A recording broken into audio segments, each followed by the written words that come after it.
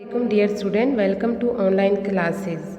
Online classes में हमारे पास लेक्चर 1 है और उसमें हम यूनिट 1 ह्यूमन ऑर्गन सिस्टम पढ़ेंगे। ह्यूमन ऑर्गन सिस्टम में आपके पास जो सबसे पहला टॉपिक है वो क्या है? Human digestive system.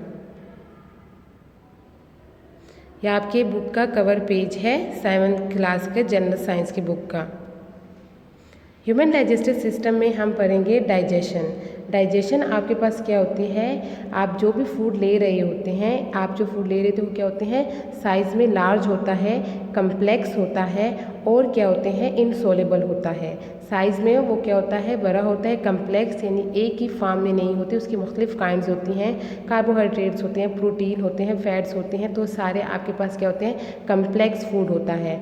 और आपके पास इनसोलेबल होता है, तो इसको जब हम सिंपल, स्मॉल और सोलेबल फॉर्म में कन्वर्ट हो जाते हैं आपका फूड, तो वो क्या होती है?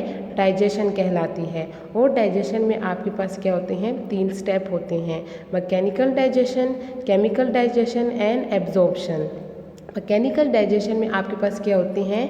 आप जो खुराक ले रहे होते हैं, माउथ में आपके दांत होते हैं, तो उसकी मदद से आप इसकी कटिंग करते हैं और लार्ज जो आपके फूड पीसीज होते हैं उसको स्मॉल पीसीज में कन्वर्ट करते हैं। केमिकल डाइजेशन में आप क्या करते हैं? केमिकल डाइजेशन में आपके पास क्या होते हैं? जो डाइजेस्टिव ग्लैंड्स होते हैं वो क्या करते हैं? डाइजेस्टिव जूसेस सिक्रीट करते हैं और उसकी मदद से आपके पास मज़ीद ब्रेकडाउन्स होते हैं फूड के। और एंड में जब आपके पास डाइजेशन कंप्लीट हो जाती है तो आपका जो डाइजेस्टेड फूड होता है वो ब्लड में एब्जॉर्ब होता है, तो वो आपके पास क्या कहलाता है? एब्जॉर्प्शन कहलाता है। अब डाइजेस्टिव सिस्टम आपके पास क्या होते हैं? उसमें एलिमेंट्री केनाल होते हैं और डाइजेस्टिव ग्लैंड्स होते हैं। एलिमेंट्री केनाल आपके पास क्या होती है? एक लॉन्ग कंटिन्यूस ट्यूब होती है जो आपके माउथ से स्टार्ट होती है और एंड कहाँ पे होती है? एनस पे होती है। यानी आप जो नवाला ले रहे होते हैं वो आपके मुंह में जाता है और डाइजेस्टिव सिस्टम के मुख्तलिफ पार्ट्स से गुजर कर एनस तक आता है। तो ये जो लॉन्ग कंटिन्यूस ट्यूब होती है उसको हम क्या बोलते हैं? एलिमेंट्री कैनाल बोलते हैं। और डाइजेस्टिव ग्लैंड्स होते हैं जो आपके पास लिवर है और पेंक्रियाज है, ये ग्लैंड्स हैं और ये ग्लैंड्स आपके पास क्या करते हैं? डाइजेस्टिव जूसेस सिक्रीट करते हैं, जो कि इनके अपने फंक्शन है और आपके फूड क्या करते हैं? उसको ब्रेक डाउन करते हैं। अब पार्ट ऑफ डाइजेस्टिव सिस्टम आपके पास क्या होते हैं? मुख्तलिफ पार्ट्स हैं, जैसे कि डायग्राम में आपको नज़र आ रहा है। सबसे पहला पार्ट आपके पास क्या है? माउथ। माउथ को हम ओरल और बकल कैविटी भी बोलते हैं। इसमें आपके पास क्या होती है? With the help of teeth आप क्या करते हैं? लार्ज पीसीज को स्मॉल पीसीज में कन्वर्ट करते हैं। यानी कटिंग ऑफ फूड आपके पास कहाँ होती है? ओरल कैविटी माउथ में होती है। और साथ ही आपके पास माउथ में क्या होता है? टंग होता है। टंग की मदद से आपकी जो फूड होता है वो क्या होता है? उसकी मूवमेंट होती है। तो ये आपके पास क्या क्या होती है? ओरल कैविटी में ये सारा काम होता है। टंग के नीचे ही आपके पास क्या होते हैं? सलाइवरी ग्लैंड्स होते हैं और ये सलाइवरी ग्लैंड्स आपके पास क्या काम करते हैं? सलाइवा सिक्रीट करते हैं। सलाइवा आपके पास क्या होता है? तूक होता है। आपका जो तूक होता है तो सलाइवा की मदद से आपका जो सॉलिड फॉर्म में जो फूड होता है वो सॉफ्ट हो जाता है, और जब ये सॉफ्ट हो जाता है तो इसको हम आसानी के साथ निगल सकते हैं। तो ये सॉफ्ट जो फूड होता है इसको हम क्या बोलते हैं? बोलस बोलते हैं। और ये बोलस फिर आपके पास क्या जाता है? आसानी के साथ एसोफेगस में मूव करता है। यानी माउथ के बाद आपके पास नेक्स्ट जो पार्ट है डाइजेस्टिव सिस्टम का वो है एसोफेगस। एसोफेगस में आप क्या होती है? एक लॉन्ग होलो ट्यूब होती है और इसका काम क्या है? जो माउथ से फूड आ रहा है उसको स्टमक में लेके जाता है। तो इसके जो आपके पास क्या होती है? एक लॉन्ग ट्यूब होती है और इसका काम क्या है? फूड को स्टमक तक पहुंचाना।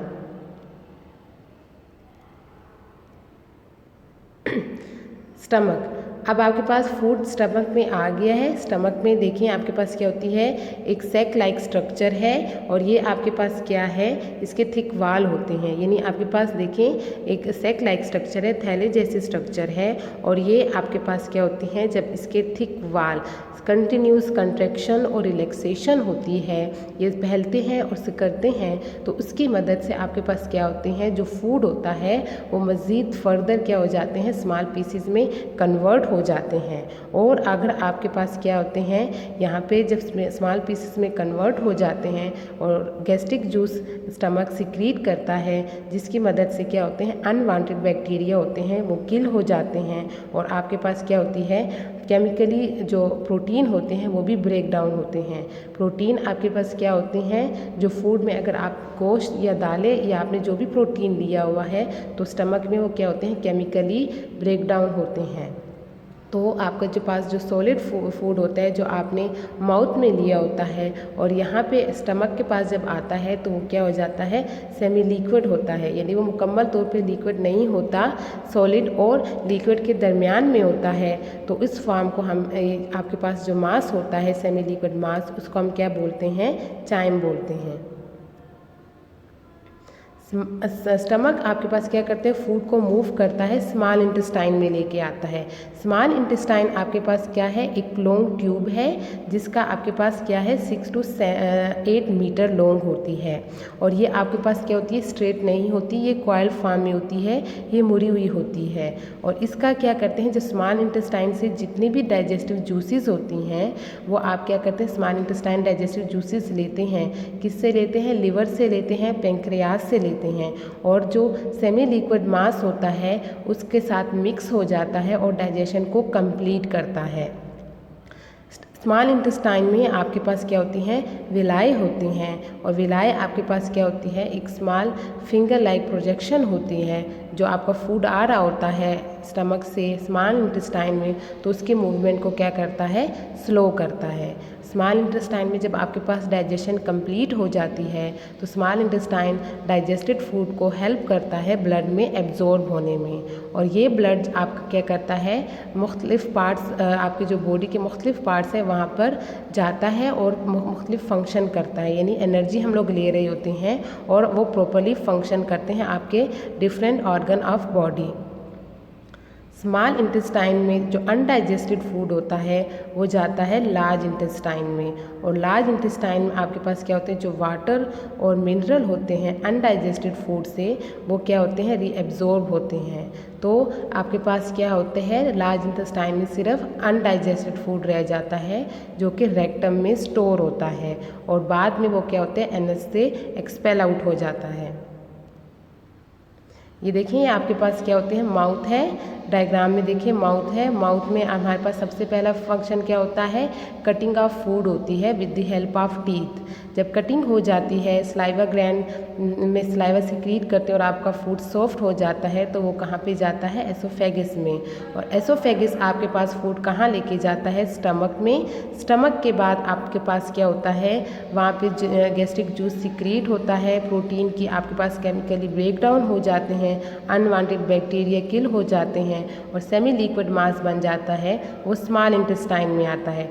स्मॉल इंटेस्टाइन में आपके पास क्या होते हैं लिवर और पेंक्रियाज से जो गैस्ट्रिक जूसेस होते हैं उसको रिसीव करते हैं और जो सेमी लिक्विड मास होते हैं उसके साथ क्या करते हैं मिक्स हो जाते हैं और आपके पास डाइजेशन कंप्लीट हो जाती है। जब आपके पास डाइजेशन कंप्लीट हो जाती है जो डाइजेस्टेड फूड होता है वो क्या होता है ब्लड में एब्जॉर्ब हो जाता है और ये ब्लड आपके पास क्या करते हैं मुख्तलिफ काम करते हैं। आपके पास ब्लड मुख्तलिफ जो जिस्म के मुख्तलिफ पार्ट्स में जाता है और वो फिर अपने अपने फंक्शन प्रॉपरली करते हैं। और आपके पास जो अनडाइजेस्टेड फूड होता है वो कहाँ पे जाता है लार्ज इंटेस्टाइन में आ जाता है और लार्ज इंटेस्टाइन आपके पास एक तो रीएब्जॉर्प्शन करते हैं, यानी अगर स्मॉल इंटेस्टाइन से कुछ मिनरल और फूड आपके मिनरल और वाटर एब्जॉर्ब नहीं हुए हैं तो वो क्या होते हैं लार्ज इंटेस्टाइन में रीएब्जॉर्ब हो जाते हैं और फूड आपके पास कहाँ पे रह जाता है रेक्टम में जो अनडाइजेस्टेड फूड होते हैं वहाँ पे स्टोर होता है और बाद में एनएस में क्या हो जाता है एक्सपेल आउट हो जाता है। Thank you.